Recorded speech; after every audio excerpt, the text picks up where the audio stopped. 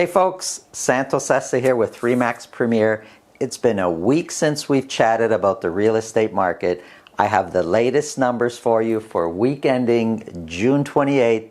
The theme of this presentation is that GTA real estate is under pressure. It's basically on a teeter-totter, and as we go through it, I will explain a little bit more. So, if you're just joining us for the first time, basically what I'm doing is I'm breaking down the real estate market week by week.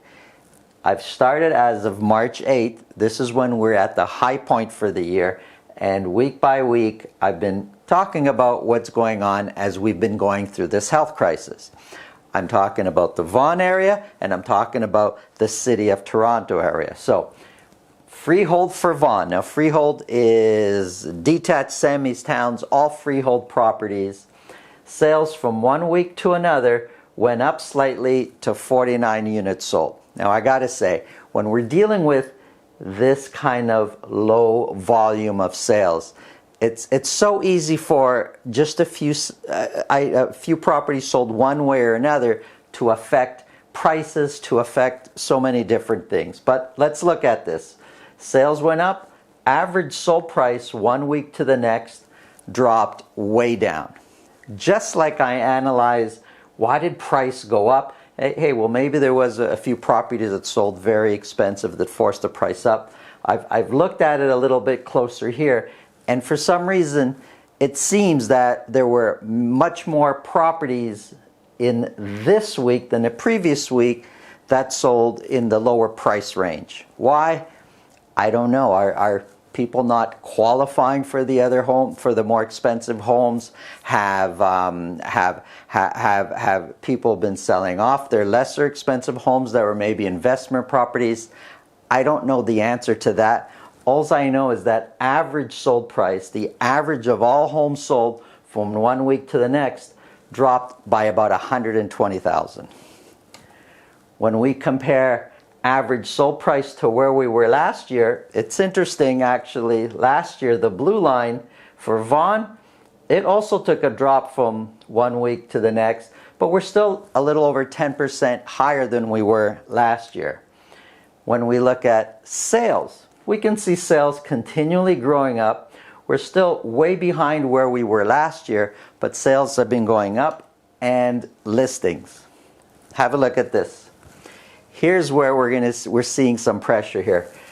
This was the spring market last year. The blue are last year's numbers. So the spring market last year, the orange is this year. We're way less for this spring in listings than we were last year. We're still coming into the summer now. The blue is last year's. We're a lot closer with the orange. But this week that just finished, June 28th, is the first time since March that we've outpaced by a lot last year's listings. So, sales are creeping up, new listings much quicker. Are we seeing some pressure here? This is something we need to monitor, because more inventory means more competition, which means a downward pressure on price, and this is something over the next few weeks we got to keep an eye out. And that theme is going to be present in all the other home types in the areas that I speak about. Looking at months of inventory, you know, it went up by 0.1. As months of inventory go up, prices go down. Now, this slight change from one week to the next is not a reason for prices to drop the way they did there. So let's see what happens over the next few weeks, but we need to really keep an eye on this. Let's look at Toronto. I prefer really looking at the numbers in Toronto just because there's more volume and it gives us more of an accurate average. Well, when we look at sales, we can see that sales week after week, they've been increasing, and from June 21st to June 28th took a big jump. Looking at how many homes are selling at $2 million or more, look at this. We go from 19 homes to 38 homes to 43 homes. And last week, 52 homes were sold at $2 million or more. So you can see the market there. People are spending more. There's more volume in the freehold market for Toronto. Average sold price, yeah, it shows it went up a little bit, but it's It's just a few $1,000, so it's basically the same, still strong, and 189 sold at list price or more. We are a little bit lower, 2.5%, than where we were at the beginning of March. Compared to last year, we're much higher than what we were last year, 16%. Now, for sure, the average sold price is affected by the fact that there were 9 more homes sold at $2 million or more. Here's where it gets more interesting. This was the spring market for sales last year. The blue, the orange, we were way, way lower in sales than we were last year. So when we look at the blue now, these last few weeks, sales have been getting closer and closer. Looking at listings, this is last year's freehold listings for Toronto. This year is the orange way down here. And as we get into now the June market, well, this is listings here in the blue. And look at this here, the orange. This is the first week also in the Toronto market that listings is far more than listings last year. So listings this year is outpacing listings last year. Now, is this a trend?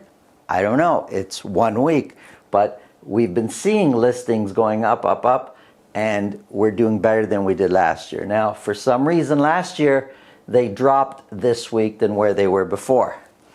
Well, we've got Canada Day week this week. Last year also, this is heading into Canada Day week.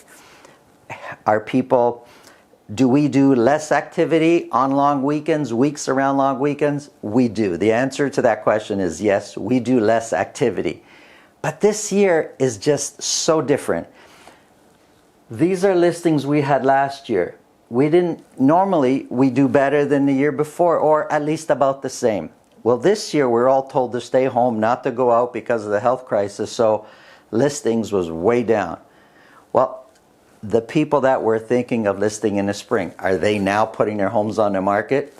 And if they are buyers actually jumping on board to buy these up? They're buying some. Well, we might have a problem coming up if buyers don't start to pick up the pace and buy more. Months of inventory, extremely strong. 1.5 months of inventory is extremely strong seller's market. Let's look at Vaughan condos.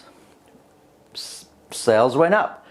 It's still very few units, but sales went up. We're basically sitting at exactly the same price where we were last year. And look at this. When we talk about sales, we're basically selling what we sold last year for the same week, but new listings. We've got for several weeks now, remember the orange is this year, for several weeks, we've got way more listings for Vaughan condos than we do sales. So the inventory is starting to build up. It's amazing to me that average price has not just shot right down. It is getting lower and lower. It's just amazing it hasn't come down more. Maybe sellers are saying, that's my price, take it or leave it, and buyers are paying it, but it's not going to last forever. Let's look at City of Toronto condos. More volume gives us a more accurate average. So sales have increased. Average sold price is just slightly lower, so it's about the same. We're a little bit higher than we were last year. Now remember, the condo party, it was double-digit increases, sometimes month over month. Right now, we're only 3.8% higher than where we were last year. When we look at sales, they've been going higher and higher and higher, but we're still off the pace from where we were last year. Look at listings. City of Toronto condo listings have been outpacing last year's for a few weeks now. So it's not it happened once and that's it and let's see what happens. We're seeing what's happening. There are way more condos available for sale than there are people buying, and that gap is increasing week after week.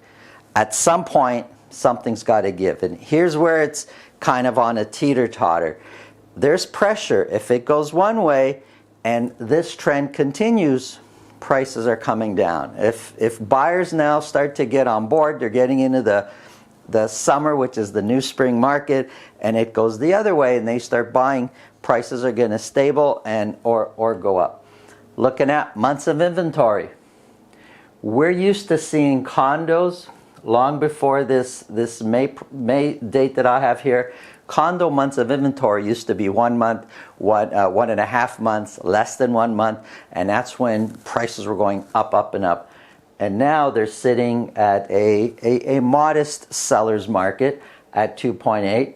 And so far, prices, I'm going to say they're holding strong, but that could change. And this is where it's really hard to predict which way it's going to go. We're seeing some pressure here. It can go one way or the other. If you're looking to buy or sell, it's so important you align yourself with a realtor that knows what's going on. It's too easy to say average price is down, so we got to list your home for less, or average price is down, so we need to pay less for that home, because it's so important you're comparing apples to apples.